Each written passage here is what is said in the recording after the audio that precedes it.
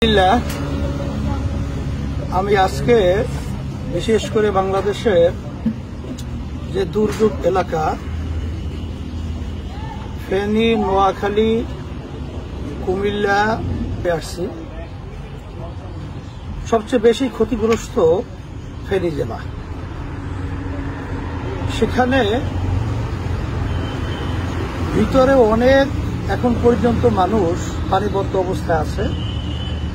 আর এত পানি ইতিহাস ফেনীর জীবনে বা কেউই কোনোদিন এটা দেখে নাই। হঠাৎ এই কাণ্ড কিভাবে ঘটল আমরা যতটুকু মিডিয়া সহ বিভিন্ন পর্যায়ে দেখছি যে আমাদের পাশের রাষ্ট্র ভারত, তামাম দুনিয়ার ইতিহাস হল পাশের রাষ্ট্রে যে দেশ থাকবে তাদের সাথে সৌহার্দ্যতা, সৌন্দর্যতা এবং সুসম্পর্ক থাকবে, এটাই হল বাস্তবতা। কিন্তু আমরা যেটা লক্ষ্য করেছি যে আন্তর্জাতিক সম্পূর্ণ আইন অমান্য করে তারা হঠাৎ কোনো ইঙ্গিত বা কোনো কথা না বলেই তারা পানি ছেড়ে দিয়েছে, যেই পানিটা আমাদের দেশের বিভিন্ন জেলায় আজকে আমাদের অনেক ছোট ছোট বাচ্চারা, অনেক মা বোনেরা, অনেক পুরুষ তারা মারা গেছে, অনেকে শাহাদত বরণ করেছে। আমাকে বলতেছিল বাস্তবে একজন যে আমাদের সামনে থেকে মহিলাদেরকে পানির স্রোতে নিয়ে যাচ্ছে, গার্জিয়ানরা স্বামী সহ কেউই ধরে রাখার কোনো সুযোগ পাইছে না। যাই হোক, এই অবস্থায় আমি তো সশরীরে আলহামদুলিল্লাহ এখানে আসলাম, দেখলাম, ত্রাণ বিতরণ করলাম। এখানে আমাদের সকলেই আমাদের যার যেভাবে আল্লাহ তৌফিক দান করছেন সেইভাবে সবাই উদ্যোগ নিয়ে আমাদের এই দুর্গত আমার যারা নাকি অসহায় অবস্থায়, যারা নাকি বন্যা কবলিত কঠিন একটা অবস্থায় দিন রাত্রি যাপন করতেছেন তাদের পাশে দাঁড়ানোর জন্য আমি আহ্বান করতেছি।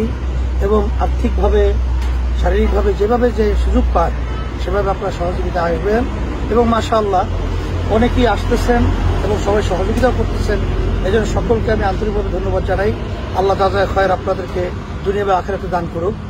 আর সাথে সাথে আমাদের ইসলামী আন্দোলন বাংলাদেশ, জাতীয় উলামা মাশায়েখ আইম্মা পরিষদ এবং অন্যান্য সহযোগী সংগঠন সহ আপনারা সকলেই আমাদের এই ভাইদের, মা বোনদের এবং এই বাচ্চাদের পাশে দাঁড়াবার জন্য আপনারা সর্বত্র এর সহযোগিতার জন্য আর্থিকভাবে আমার ভাইদের কাছে যাবেন, তাদের কাছে সহযোগিতার জন্য বলবেন।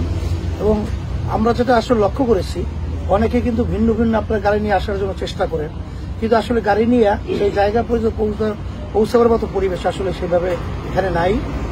অনেকাংশেই সেটা কিন্তু বিভিন্ন কায়দায় অন্যভাবে পৌঁছে দেওয়া হয়। তা আমরা সাংগঠনিকভাবে যদি এটা আমরা ব্যবস্থা নেই, আশা করি আল্লাহর রহমতে আমাদের এখানে পর্যাপ্ত দায়িত্বশীলরা এবং মুহিবিনরা কাজ করতেছে। তারা সেখানে স্পিডবোট সহ, বিভিন্ন ট্রলার সহ, বিভিন্ন নৌকা সহ বিভিন্ন ব্যবস্থা তারা রেখেছে। তারা সেখানে পৌঁছে দেওয়ার ব্যবস্থা আলহামদুলিল্লাহ করতেছে। এবং আপনারা সেভাবে যদি করেন তাহলে তাদের জন্য বেশি উপকার হবে।